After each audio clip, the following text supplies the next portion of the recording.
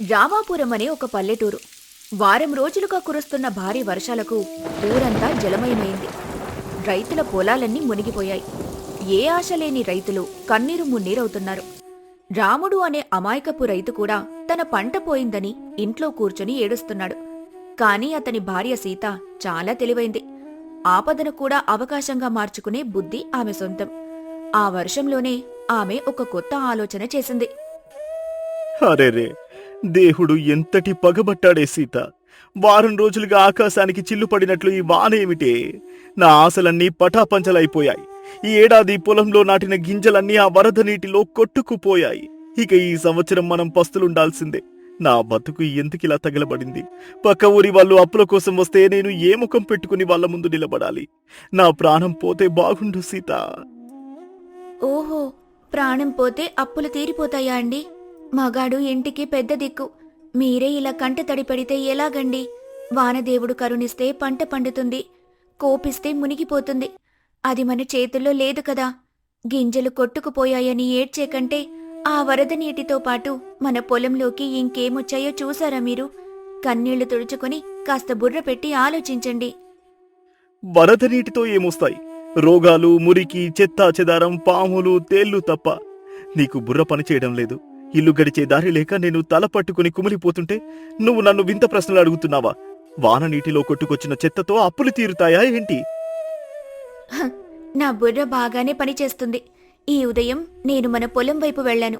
పక్కనే ఉన్న గోదావరి పొంగి మన భూమిలోకొచ్చింది. ఆ నీటితో పాటు వేలాది చేపలు మన పొలంలో చిక్కుకున్నాయి. ఇప్పుడు వాన తగ్గుముఖం పడుతోంది.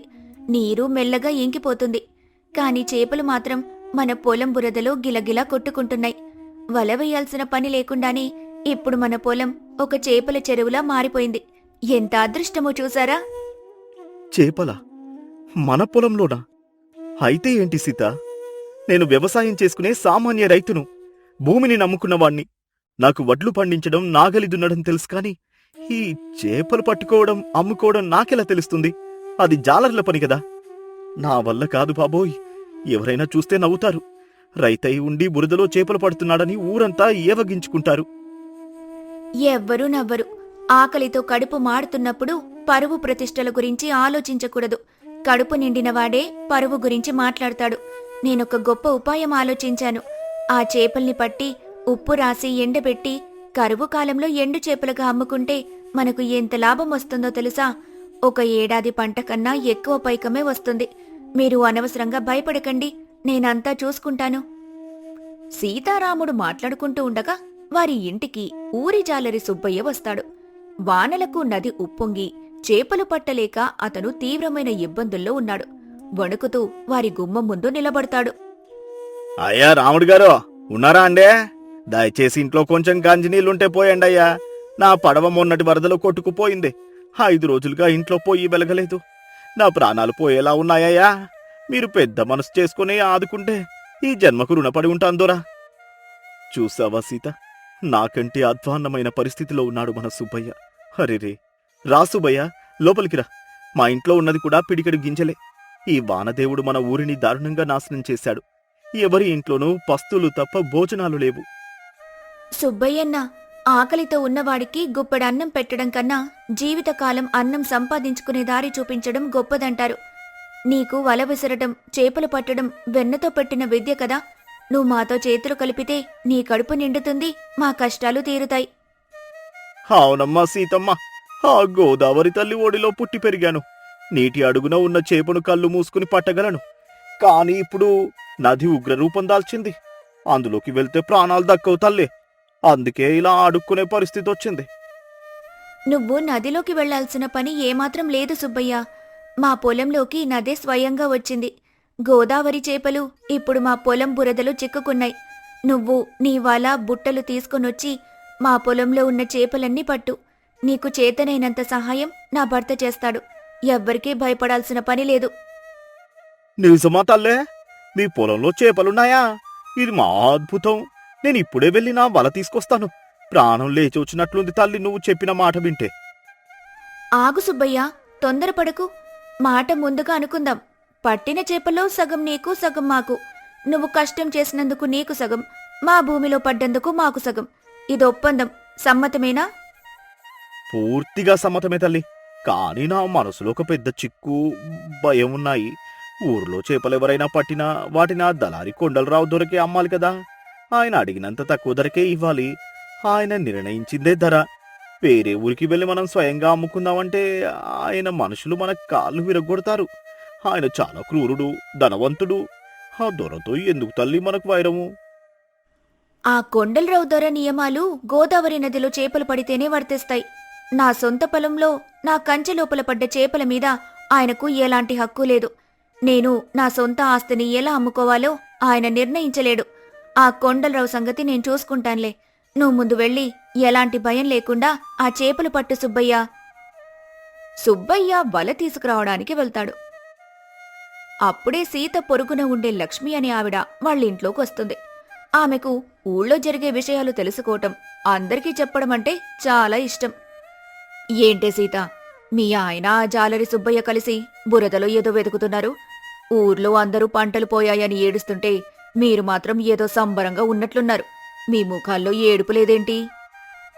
ఓహో లక్ష్మా, రా కూర్చో. సంబరమేముందే, ప్రాణాలు కాపాడుకునే పోరాటం. వాన వల్ల పంట పోయింది, కాని వరద తెచ్చిన చేపలు మిగిలాయి. వాటిని పట్టి శుభ్రం చేసి నిల్వ చేద్దామని సుబ్బయ్యని పిలిచాము. అబ్బో, నీ తెలివికి దండం పెట్టాలే సీత. కాని ఆ వ్యాపారి కొండలరావు దొరకు ఈ విషయం తెలిస్తే ఊరుకుంటాడా? నిన్నటి నుంచి ఆయన అనుచరులు ఊరంతా తిరుగుతున్నారు. ఎవరి ఇంట్లో ఏం దొరుకుతుందా, ఎవరిని దోచుకుందామా అని రాబందుల్లా చూస్తున్నారు. మీ పొలంలో చేపలున్నాయని తెలిస్తే రాత్రికి రాత్రి వచ్చి ఎత్తుకుపోతారు. కొండలరావు రాబందైతే నేను వేటగాడినవుతాను లక్ష్మి. నువ్వు నాకు చిన్న సహాయం చెయ్యాలి. ఊర్లో అందరికీ రాముడి పొలంలో పడ్డ చేపలకు ఏవో దేవుడి శాపాలున్నాయట, వరదల్లో కొట్టుకొచ్చిన పాపపు చేపలట, అవి తింటే కలరా లాంటి రోగాలు వస్తాయట అని చిన్న పుకారు పుట్టించు. అప్పుడు ఆ కొండలరావు మనుషులు కాని దొంగలు కాని మా పొలం దరిదాపుల్లోకి రారు. దొంగల భయం అస్సలుండదు. భలే ఉపాయం చెప్పావే. నీ బుర్ర అసలు ఆడదాని బుర్రేనా, లేక ఏ మంత్రిగారి బుర్రా? ఇప్పుడే వెళ్ళి ఆ పద్మ, కమల, గౌరమ్మ అందరికీ ఈ ముక్క చెబుతాను. వాళ్ళు ఈ పాటికే ఊరంతా డప్పు కొట్టి చాటిస్తారు. నేను వెళ్తానే సీత, జాగ్రత్తగా చేసుకోండి మీ పని. లక్ష్మి ఊర్లోకి వెళ్లి పుకారు పుట్టే సుబ్బయ్య, రాముడు కలిసి సాయంత్రం వరకు బురదలో కష్టపడి వందల కొద్దీ చేపలను పట్టుకుని ఇంటికి తీసుకొస్తారు. అమ్మయ్యో, నా వల్ల కాదే సీత. నా నడుము కాళ్ళు విరిగిపోయాయి. వందల కొద్దీ చేపలు పట్టాం. సుబ్బయ్య వల వేస్తుంటే నేను మోసుకొచ్చాను. ఇదిగో ఈ గంపలు చూడు, ఇల్లంతా చేపల వాసన. తల్లే సీతమ్మా, నా జన్మలో ఇన్ని చేపలు ఒకే చోట చూడలేదు. అన్ని పెద్ద పెద్ద రకాలు, బొచ్చెలు, రవ్వులు, కొర్రమీనులు. దేవుడు మనల్ని నిజంగానే కరుణించాడు తల్లే. ఇప్పుడు వీటిని ఏం చేద్దాం? పచ్చి చేపలు 2 రోజుల్లో కుళ్ళిపోతాయి కదా. ఇంత సరుకు ఊళ్ళో వాళ్ళెవరూ కొనరు. బయట ఊరికి తీసుకెళ్లడానికి దారులు లేవు. సుబ్బయ్యన్న, మనం పచ్చి చేపల్ని ఎలాగూ అమ్మము. వాటిని శుభ్రం చేసి ఉప్పు పట్టించి ఎండబెడతాం. ఎండు చేపలైతే అస్సలు పాడవవు, నెలల తరబడి నిల్వుంటాయి. పైగా కరువు సమయంలో ఏ ఊరికి తీసుకెళ్లినా బంగారానికున్నంత ధర పలుకుతాయి. ఎండు చేపలా? ఈ వానాకాలంలో ఎండెక్కడి నుంచి వస్తుందే పిచ్చిదానా? వారం రోజులుగా సూర్యభగవానుడి ముఖమే చూడలేదు మనం. బట్టలు అరడానికి గాలి లేదు. నీ ఉపాయం అంతా ఇక్కడే బెడిసికొట్టింది చూడు. పచ్చి చేపలు 2 రోజుల్లో పురుగులు పట్టి కంపు కొడతాయి. మనల్ని ఊరు నుంచి గెంటేస్తారు.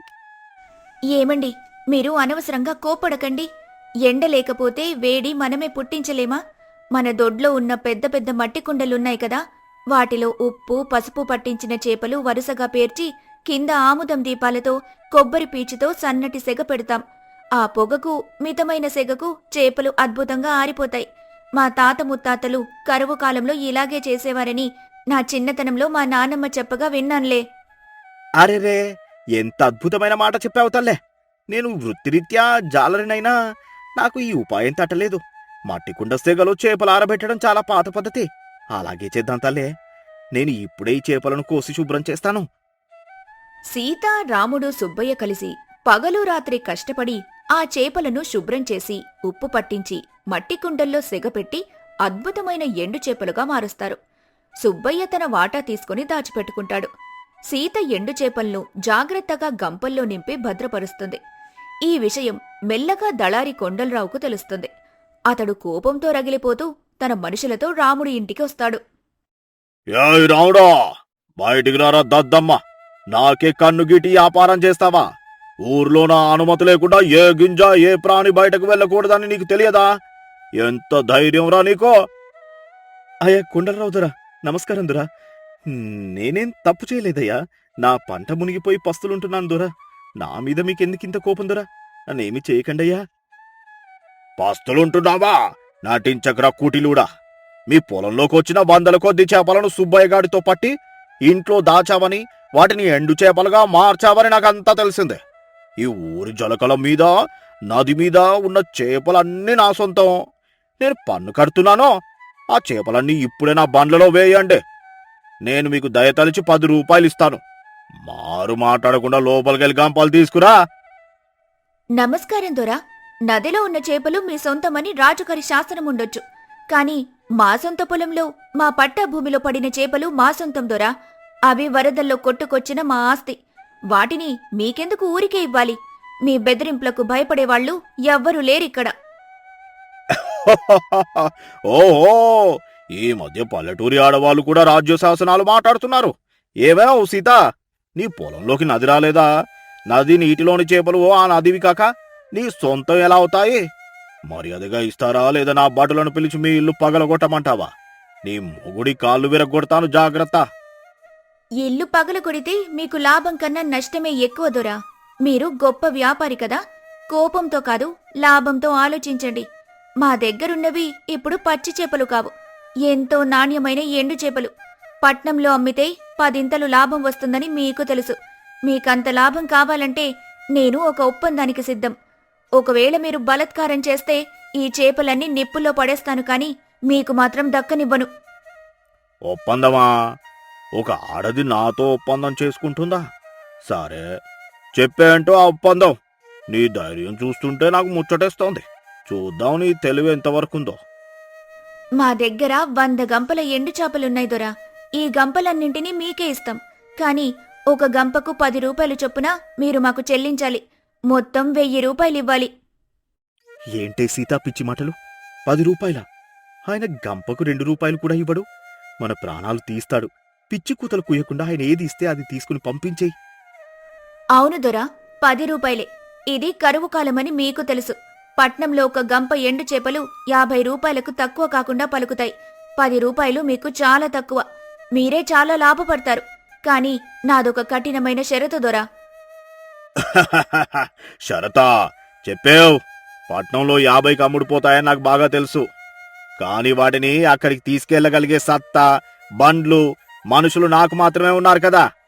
ఇక్కడ నేను కాకుండా వేరే దిక్కులేదు నీకో. సరే, నీ షరతేంటో కూడా చెప్పు. మా చేపల గంపలన్నింటినీ ఈ రోజు సాయంత్రంలోపు, సూర్యుడు అస్తమించేలోపు మీ బండ్లల్లో వేసుకుని పట్నం తీసుకెళ్లాలి. ఒకవేళ మీరు ఈ రోజు సాయంత్రంలోపు వాటిని తీసుకెళ్లలేకపోతే ఆ చేపలన్నీ తిరిగి మాకే ఇచ్చేయాలి. పైగా మీరు నాకిచ్చిన 1000 రూపాయలు కూడా వెనక్కడగకూడదు. ఈ ఒప్పందం మన ఊరి పెద్ద వీరయ్య గారి సమక్షంలో రచ్చబండ దగ్గర జరగాలి. మీకు సమ్మతమేనా? ఎంత పిచ్చిదానివే సీతా నువ్వు. నా దగ్గర 10 ఎద్దుల బండ్లున్నాయి. ఎంతో మంది బలిష్టమైన పని వాళ్ళు ఉన్నారు. నీ చేపలు మోసుకుపోవడానికి నాకు కేవలం 1 గంట సమయం చాలు. నువ్వు అడిగినట్లుగానే ఊరి పెద్ద వీరయ్య గారి సమక్షంలోనే ఒప్పందం రాసుకుందాం. 10 రూపాయల చొప్పున ఇచ్చి తీసుకెళ్తాను. సాయంత్రంలోపు తీసుకెళ్ళకపోతే ఆ చేపలు నీకే వదిలేస్తాను. పద, ఇప్పుడే రచ్చబండ దగ్గరికి వెళ్దాం. రచ్చబండ దగ్గర ఊరి పెద్ద వీరయ్య ఆసీనుడై ఉంటాడు. ఊరి జనాలందరూ అక్కడికి చేరుకుంటారు. కొండలరావు గర్వంగా నిలబడి ఉంటాడు. సీతారాముడు వినయంగా నిలబడతారు. లక్ష్మీ, సుబ్బయ్య కూడా అక్కడే గుంపులో ఉంటారు. వీరయ్య ఇరుపక్షాలను చూసి వివరాలు అడుగుతాడు. ఏమయ్యా కొండలరావు, ఎన్నడూ లేనిది ఈ సామాన్య రైతు రాముడి భార్య సీతతో నీకు వ్యాపార ఒప్పందం ఏమిటి? ఈ వర్షాలకు ఊరంతా అల్లకల్లోలంగా ఉంటే, పస్తులు ఉంటే మీరు రచ్చబండకెందుకొచ్చారు? వీరయ్య గారో, ఈ సీత చాలా తెలివైనది. తన పొలంలో వరదకు చిక్కుకున్న చేపలను ఎండు చేపలుగా మార్చిందే. వాటిని నేను వ్యాపారం నిమిత్తం కొనుగోలు చేస్తున్నాను. ఒక గంపకు 10 రూపాయలు మాట్లాడుకున్నాం. మొత్తం 100 గంపలున్నాయి. 1000 రూపాయలు చెల్లిస్తున్నాను. కానీ ఈమె పెట్టిన షరతేంటంటే, సూర్యాస్తమయంలోపు నా బండ్లు ఆ చేపలను పట్టణానికి తరలించాలి. లేదంటే ఆ చేపలన్నీ ఆమెకే సొంతం అవుతాయి. నేనిచ్చిన డబ్బులు కూడా ఆమెకే చెందుతాయి. ఈ ఒప్పందానికి మీరు పద్ధతి ప్రకారం సాక్షిగా ఉండాలని వచ్చాం. ఏమ్మా సీత, ఈ ఒప్పందం వినడానికి చాలా వింతగా ఉంది. కొండలరావు దగ్గర ఎన్నో బండ్లున్నాయి. పట్నం తీసుకెళ్లడం అతనికి ఒక లెక్క కాదు. వృధాగా ఇలాంటి నమ్మకం లేని షరతు ఎందుకు పెట్టావు తల్లి? అతడు అవలీలగా గెలుస్తాడు కదా. పెద్దలకు నమస్కారం. పల్లెటూరి రైతులమయ్యా మేము. ఈ దళారులు వ్యాపారుల చేతుల్లో ఎప్పుడూ మోసపోవడం మాకలవాటే. వాళ్ళు డబ్బులివ్వకుండా తిప్పుకుంటారు. అందుకే నాకంటూ ఒక చిన్న నమ్మకం, భరోసా కోసం ఈ షరతు పెట్టాను వీరయ్య గారు. కొండలరావు గారు ఈరోజు సూర్యాస్తమయంలోపు నా చేపల్ని పట్నం తీసుకువెళ్లలేకపోతే ఆయన నాకిచ్చిన 1000 రూపాయలు నాకే చెందుతాయి. నా చేపలు కూడా నాకే చెందుతాయి. ఆ భయంతో అయినా నా డబ్బులు నాకు సక్రమంగా అందుతాయి. ఇదే నా షరతు. ఇది కొంచెం కఠినంగా ఉన్నా ఇరుపక్షాలు అంగీకరించారు కాబట్టి నాకు అభ్యంతరం లేదు. కొండలరావు, నీకు సమ్మతమేనా? డబ్బులు తెచ్చావా? పూర్తిగా సమ్మతం ఈరయ్య గారు. ఇదిగో 1000 రూపాయలు. సీత, సాయంత్రం లోపు నా బండ్లు నీ ఇంటి ముందు ఉంటాయి. ఆ ఎండు చేపల గంపలు సిద్ధంగా ఉంచుకో. నేను నిన్ను ఓడించి ఆ చేపలను పట్నం తీసుకెళ్తాను. డబ్బుల సంచిని అందరి ముందు సీత చేతిలో పెడతాడు కొండలరావు. అబ్బో, 1000 రూపాయల! సీత, మన కష్టాలన్నీ తీరిపోయాయే. ఈ డబ్బులతో కొత్త విత్తనాలు, ఎద్దులు కొనుక్కుందాం. మన అప్పులన్నీ ఇప్పుడే తీర్చేద్దాం. ఇది కేవలం ఆరంభం మాత్రమే అండి. అసలు నాటకం సాయంత్రం మొదలవుతుంది. మీరు వెళ్ళి సుబ్బయ్య సాయంతో ఆ గంపలన్నీ మన ఇంటి ఆవరణలో పేర్చండి. నేనొస్తున్నాను. సాయంత్రం అవుతుంది. కొండలరావు తన 10 ఎద్దుల బండ్లను రాముడి ఇంటికి పంపుతాడు. కాని వారం రోజుల వర్షానికి ఊరి రోడ్లన్నీ బురదమయమైపోయాయి. ఊరి బయటున్న కాలువ ఉప్పొంగి ప్రవహిస్తోంది. బండ్లు రాముడింటికి రాగానే సీత వాళ్ళని స్వాగతిస్తుంది. ఏమే సీత, నా బండ్లొచ్చాయి చూసావా? ఇప్పుడే గంపలన్నీ ఎక్కించి పట్టణం తీసుకెళ్తాను. నా వ్యాపారాన్ని ఎవరూ ఆపలేరు. నా దెబ్బకు నువ్వు ఓడిపోయావు. సంతోషం దొరా. ఇదిగో 100 గంపల ఎండు చేపలు. ఇవన్నీ ఎక్కించుకొని తీసుకెళ్ళండి. నేను కాదనను. షరతు ప్రకారం సూర్యుడు అస్తమించేలోపు ఇవి పట్నానికి చేరాలి. గుర్తుంచుకోండి. కొండలరావు మనుషులు గంపలను బండ్లకు ఎక్కిస్తారు. బండ్లు కదులుతాయి. కాని కొండలరావు బండ్లు ఊరి పొలిమేరలకు చేరుకోగానే అక్కడ బురదలో బండి చక్రాలు కూరుకుపోతాయి. ఎంత ప్రయత్నించినా ఎద్దులు బండ్లను లాగలేకపోతాయి. వాననీటి వల్ల ఊరి బయట ఉన్న మట్టి కట్ట తెగిపోయి రోడ్డు మొత్తం నీటితో నిండిపోయి మోకాలిలోతు బురద తయారైంది. ఒరేయ్ దద్దమ్మలారా, ఎద్దులను గట్టిగా కొట్టండ్రా. బండ్లు కదలాలే. సూర్యుడు అస్తమించడానికి ఇంకో గడియ మాత్రమే ఉంది. ఆ పట్నం చేరకపోతే నా పరువు పోతుంది. పైగా ఆ సీతకు చేపలు ఉచితంగా ఇచ్చేయాలి. గట్టిగా నెట్టండ్రా. మీరు మనుషులా కాదా? దొరా, లాభం లేదురా. బురద మోకాళ్ళలోతు కాదు, నడువులోతు ఉంది. కట్ట తెగి రోడ్డు మొత్తం చెరువులా మారింది. ఈ రోడ్డు మీద మనిషి నడవడమే కష్టము. అంత బరువుతో ఉన్న ఈ బండ్లు కదలడం అసాధ్యం దొరా. చక్రాలు పూర్తిగా కూరుకుపోయాయి. ఎద్దులు ముందుకు వెళ్ళలేక ప్రాణాలు వదులుతున్నాయి దొరా. అయ్యో దేవుడా, ఈ బురద, ఈ వాన నా కొంప ముంచాయి. హరెరే! అంటే ఆ సీత ఈ వర్షాన్ని, రోడ్ల పరిస్థితిని ముందే పసిగట్టి నా బండ్లు అంగుళం కూడా ముందుకు కదలలేవని తెలిసి కావాలని ఈ పందెం లాంటి షరతు పెట్టిందన్నమాట. ఎంత తెలివైన ఆడదురా. తన బుర్రతో నన్ను నిలువునా ముంచేసిందే. నా 1000 రూపాయలు నీళ్ల పాలు చేసిందే. సూర్యుడు అస్తమిస్తాడు. పందెం ప్రకారం కొండలరావు చేపలను పట్నం చేర్చలేకపోతాడు. బండ్లను వెనక్కి తీసుకుని నిరాశగా ఊర్లోకొస్తాడు. రచ్చబండ దగ్గర సీత, రాముడు, వీరయ్య ఎదురు చూస్తుంటారు. ఏమయ్యా కొండలరావు, బండ్లు వెనక్కి వచ్చాయేంటి? పట్నం దారి మూసుకుపోయిందా? నీ అహంకారం ఎక్కడికి పోయింది? అవును వీరయ్య గారు, రోడ్డంతా బురద, నీరు, కట్ట తెగింది. బండ్లు అంగుళం కూడా ముందుకు కదలలేదు. నేను ఓడిపోయాను. నా అహంకారం, నా డబ్బు ఈ పల్లెటూరు ఆడపడుచు తెలివి ముందు పానికి రాలేదు. కొండలరావు దొర, నేను మిమ్మల్ని ఏడిపించాలని లేదా మోసం చేయాలని షరతు పెట్టలేదు. మీరెప్పుడూ రైతుల కష్టాన్ని తక్కువ ధరకు కొని పట్నంలో అధిక లాభాలు గడిస్తుంటారు. రైతులను చిన్నచూపు చూస్తారు. ప్రకృతి ఎవ్వరికైనా ఒకటి అని తెలియచెప్పడానికే ఈ పందెం వేశాను. వానలు పడి కరువు వచ్చినప్పుడు వ్యాపారం ఎలా ఆగిపోతుందో, రోడ్లు ఎలా మూసుకుపోతాయో మీకిప్పుడు అర్థమైంది కదా.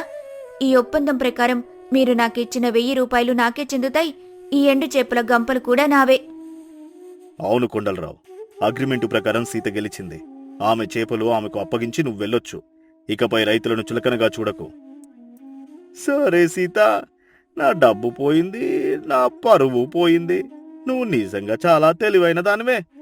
నీ ముందు నేను ఎందుకు పనికిరాను. నేను వెళ్తాను. నా ఓటమిని అంగీకరిస్తున్నాను. కొండలరావు వెళ్ళిపోతాడు. అందరూ సీతను ప్రశంసిస్తారు. అప్పుడు సుబ్బయ్య సీతను ఒక ప్రశ్న అడుగుతాడు. సీతమ్మా, వాడు వెళ్ళిపోయాడు సంతోషమే. వాడి డబ్బు మన దగ్గరే ఉంది, అది ఇంకా సంతోషం. కాని దారి బాలేనప్పుడు ఈ బురదలో ఈ ఎండు చేపలను పట్టణానికి తీసుకెళ్లి మనం ఎలా అమ్ముతాం తల్లే? ఇవి ఇక్కడే ఉంటే కొన్నాళ్ళకు పాడైపోతాయి కదా. సుబ్బయ్య, పట్నంలో ధనవంతులుంటారు నిజమే, కాని పట్నం వెళ్లాలంటే బండ్లే కావాలి. బండ్లకు రోడ్లు కావాలి. మన పొరుగున ఉన్న కొండల మీద గిరిజన పల్లెలకు ఎప్పుడైనా వెళ్ళావా? అక్కడ వాళ్లకు ఈ వర్షాలకు కనీసం దుంపలు గడ్డలు కూడా దొరకవు. వాళ్ళు ఎండు చేపలను మహా ఇష్టంగా తింటారు. అక్కడికి వెళ్లడానికి రోడ్డు అవసరం లేదు. కొండదారిన తలమీద గంపలు పెట్టుకుని నడుచుకుంటూ సులభంగా వెళ్ళొచ్చు. బండ్లతో పని లేదు. అరేరే, అవునే సీత, నువ్వు భలే ఆలోచించావే. ఆ కొండ పల్లెల వాళ్ళు ఎండు చేపలకు బదులుగా నాణ్యమైన తేనె, అడవి పండ్లు, పప్పు దినుసులు ఇస్తారు. వాటిని మనం వానలు తగ్గాక, దారులు బాగుపడ్డాక పట్నంలో అమ్ముకుంటే ఈ 1000 రూపాయల కంటే 10 లాభం వస్తుందే. నీ తెలివి అమోఘం సీత, నువ్వు సామాన్యురాలివి కాదు. ఓసి నీ బుర్ర తగలయ్యా. ఆ కొండలరావుకి ఈ కొండదారి గురించి చెప్పకుండా వాని డబ్బులు తెలివిగా లాక్కొని మళ్లీ చేపలను ఇంకో ఊరికి తీసుకెళ్లి అమ్ముతున్నావా? నీలాంటి ఆడది ఊరికొక్కటుంటే ఈ దళారుల ఆటలు అస్సలు సాగవు. నీ పాదాలకు దండం పెట్టాలే సీత. కష్టం చేసేవాడికి దేవుడు తెలివి కూడా ఇస్తాడు లక్ష్మి. దేవుడు వాన రూపంలో మనకు కష్టమొచ్చినా ఆ వాన నీటితోనే చేపలిచ్చాడు. కళ్ళు తెరిచి చూస్తే కన్నీళ్లలో కూడా అవకాశాలు కనిపిస్తాయి. ఆపద వచ్చినప్పుడు ఏడవకుండా ధైర్యంగా అడుగు వేస్తే ఏ కష్టమైనా గట్టెక్కుతాం. శభాష్ సీతమ్మ, ఈ వర్షంలో నువ్వు చేసిన ఈ తెలివైన చేపల వ్యాపారం మన ఊరి చరిత్రలో ఎప్పటికీ నిలిచిపోతుంది. నీ ధైర్యం, నీ సమయస్ఫూర్తి ఈ ఊరి ప్రజలందరికీ ఆదర్శం తల్లి.